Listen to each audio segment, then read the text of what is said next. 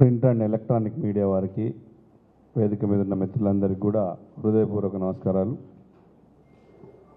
ఈనాడు జరిగినటువంటి 34 శాసనసభ నియోజకవర్గాల్లోని ఉప ఎన్నిక పల్లా రాజేశ్వర్ రెడ్డి గారు జనగామ ఎమ్మెల్యేగా ఎన్నిక ద్వారా ఏర్పడినటువంటి ఎన్నికను రాకేష్ రెడ్డి గారు ఒక మంచి అభ్యర్థి అని, శాసన మండలికి ఒక మంచి నాయకులను పంపిస్తే ఈ రాష్ట్రానికి మేలు జరుగుద్దని చెప్పేసి తెలంగాణ రాష్ట్రంలోని విద్యావంతులు, మేధావులు, పట్టభద్రులు, ఉద్యమకారులు, తెలంగాణను రాష్ట్ర సాధనలో కృషి చేసినటువంటి మేధావులందరూ కూడా ఈ ఒక్కసారి గట్టిగా ఈ 34 నియోజకవర్గాల్లో కష్టపడి పనిచేసి రాకేష్ రెడ్డి గారిని బ్రహ్మాండంగా మంచిగా ఓట్లతో గెలిపించబోతున్నారు.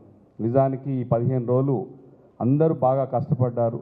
నిజంగా భద్రాద్రి కొత్తగూడెం జిల్లాతో పాటు ఉమ్మడి 10 నియోజకవర్గాల్లో కూడా స్వయంగా ఎక్కడోళ్ళు అక్కడ తిరిగి కష్టపడి ఓట్లు వేయించారు. పట్టభద్రులు కూడా ఊహించని విధంగా దాదాపు 70% అయింది ఓటింగ్. భద్రాద్రి కొత్తగూడెంలో 69 పాయింట్ చేంజ్, అంటే దాదాపు 70% ఓట్లు వేశారు.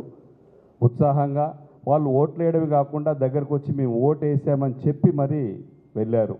అంటే ఈ రాష్ట్రంలో ఎలాంటి పరిస్థితి ఉంది, ఎలాంటి అభ్యర్థులను నిలబెట్టారు, వాళ్ళు ఎలాంటి అభ్యర్థులు కావాలో అని పట్టభద్రులు 34 నియోజకవర్గ ప్రజలు మేల్కొని ఈ రాష్ట్రానికి బీఆర్ఎస్ పార్టీ సరైన పార్టీ, కేసీఆర్ గారే సరైన నాయకులు, ఇక నుంచి ఇంకా బీఆర్ఎస్ పార్టీ శకం స్థానిక సంస్థల్లో కానీ అన్నింటిలో కూడా బీఆర్ఎస్ పార్టీ ఉండాలని చెప్పేసి మనస్ఫూర్తిగా అన్ని రంగాల్లో ఉన్నటువంటి పట్టభద్రులందరూ కూడా బీఆర్ఎస్ పార్టీ వైపు మొగ్గు చూపారు.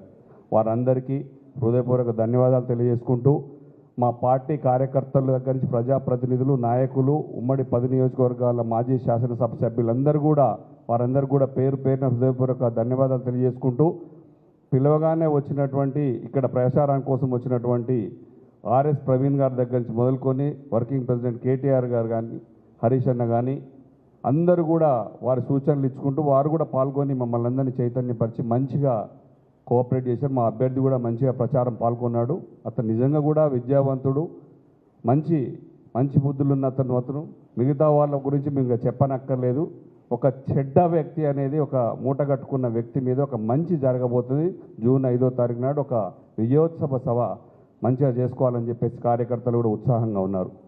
మరొక విధంగా ఇంకోసారి మళ్ళీ చెప్పాలంటే ఈ జూన్ 2వ తారీఖు నాడు దశాబ్ది ఉత్సవాలు కేసీఆర్ గారు 3 రోజుల పాటు నిర్వహించాలని చెప్పారు. ఇవన్నీ కూడా మన బీఆర్ఎస్ పార్టీ కార్యకర్తలు, ఉద్యమకారులు, మేధావులు అందరూ కూడా చాలా బ్రహ్మాండంగా చేసుకోవాలని చెప్పేసి మనస్ఫూర్తిగా మీడియా ద్వారా అందరం జరుపుకుందామని తెలియజేస్తూ, ఒక్కటి చెప్పాలంటే ఇప్పుడు ఉన్నటువంటి పార్టీ తెలంగాణ తెచ్చాము, మేమే చేసుకుంటాము అనే విధంగా ఉన్నటువంటి మీరు స్వాతంత్రం వచ్చిన తర్వాత దాదాపు 50 ఏళ్లకు పైగా ఈ రాష్ట్రాన్ని పాలించారు. మీరు తెలంగాణ ఆవశ్యకత, తెలంగాణ అవసరం ఉన్నదని తెలిసిన మీరు ఏ రోజైనా మీరే తెలంగాణ రాష్ట్రాన్ని ఇచ్చి ఉంటే ఈరోజు బీఆర్ఎస్ పార్టీ ఇలా ఉండేదా?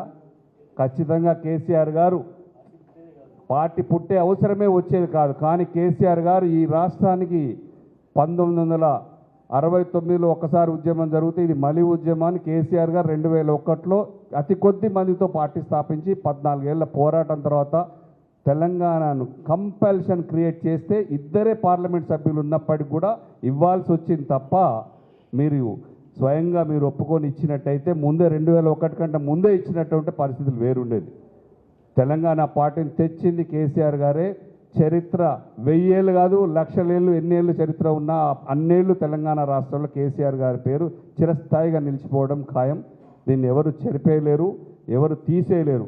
కావున అందరం కూడా ఈ 3 రోజులు దశాబ్ది ఉత్సవాలు మంచిగా జరుపుకోవాలని చెప్పేసి అందరినీ మనస్ఫూర్తిగా కోరుకుంటూ ముగిస్తున్నాం. జై తెలంగాణ.